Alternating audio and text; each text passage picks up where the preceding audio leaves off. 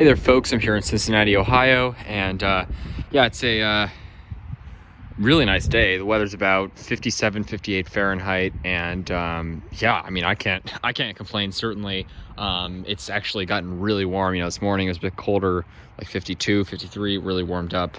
I mean, 58 Fahrenheit. You know, Christmas Eve, happy Christmas Eve, folks, by the way, is pretty exciting. I mean, the day before Christmas, it's pretty warm weather. I'm really loving it. This is like warmer than it's gonna be in LA, which is kind of crazy to think about. So it's actually incredibly nice, and the weather's fantastic. So anyways, over here, I'm here at my grandma's place, actually.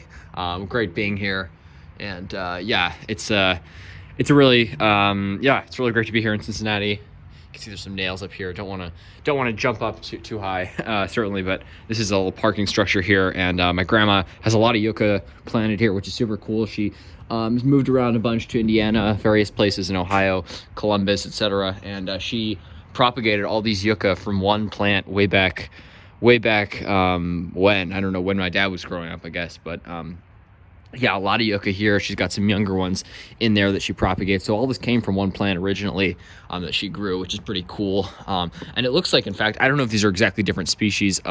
These ones look a little bit, definitely thinner leaflets. I don't know exactly. I mean, I was thinking these look like filamentosa. It's what, you know, these certainly look like. But yeah, you guys can let me know. I'm terrible with yucca ID. I'm just not a great identifier of yucca species, but very nice to see these here. And of course, what I want to share with you guys is this awesome cacti that I got. So I don't know if you guys saw my video, and my friend, again, yucca cacti. I'm not great with ID. Besides, like, you know, Eastern prickly pear. I know what is and what's not Eastern prickly pear, and I knew this wasn't Eastern prickly pear. It was a patch planted nearby. I took a video of it, and my friend Cincinnati Palms, he's so great about that. Cincy Tropics is his YouTube channel. Robert James, he told me that they were Opuntia cespitosa, and I looked up some pictures, and I certainly think he's right. The spines are perfect. The spines look very similar. Obviously, I grabbed some younger ones, and they just have these glotchids, and I got quite a few of those in my fingers when I was planting them. Those are not pleasant. You want to get those things out of your fingers. So as soon as you, like, if you're grabbing this and putting it in the ground, you always want to check your fingers, because those little orange things, well, they may look harmless, those little spots, they got these tiny little spines, which won't really hurt you so much unless you rub your fingers together, and then like the glotchid will be poked in, but most of those irritate you a lot, and they're really not fun. So always look over your fingers very closely after handling these prickly pear. Even if they may look spineless, they're really not. They have those little glotchids, which appear as these little orange masses on the prickly pear. But so yeah, he said this was a Opuntia cespitosa, and the larger pads have those big spines on them, like about that long, probably an inch or so. And yeah, it's really cool species. It's got like a sort of darker green, almost purple look to it. Opuntia humifusa is that classic light green, so definitely very you know, distinguishable from Eastern prickly pear. But yeah, my grandma calls this her Southwest garden. Certainly has a bit of a desert look to it. And I remember coming here a couple of years back before COVID and taking note of these yuccas. I thought they were super cool. These because I don't actually have any yucca planted, and I think they're super cool. So seeing them grown here in Ohio is pretty awesome. And yucca filamentosa is like a weed here. I mean, you go out in rural Ohio, drive down the farms in rural Ohio, like every house has yucca filamentosa in the yard. I was shocked by that when I was first driving through Ohio a couple of years ago, and taking note of that. It's just very interesting. It's like all over the place, but it's a super cool plant, and it is like a subtropical species, which is kind of crazy to think about. Not really a desert plant by any means, but like a subtropical species that's quite hardy up into Ontario and such.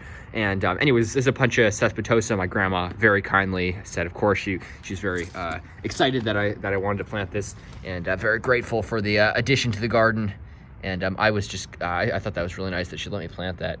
And I'll of course keep you guys updated on these little pads. I hope to bring some Eastern prickly pear when, you know, when I next come, you know, take some Eastern prickly pear pads, plant them here, maybe some other species. There's some cholla and stuff, because, you know, get some other cacti here, and I can bring lots of Eastern prickly pear pads from home. But yeah, you know, obviously it's not the best time of year because the pads are sort of shriveled up for winter.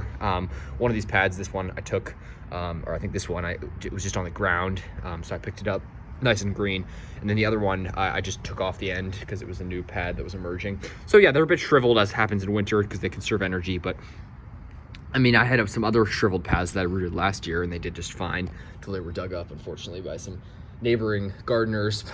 But anyways, yeah, these should do well. I'm thinking they should probably do, you know, I mean, they obviously, the species does really well here.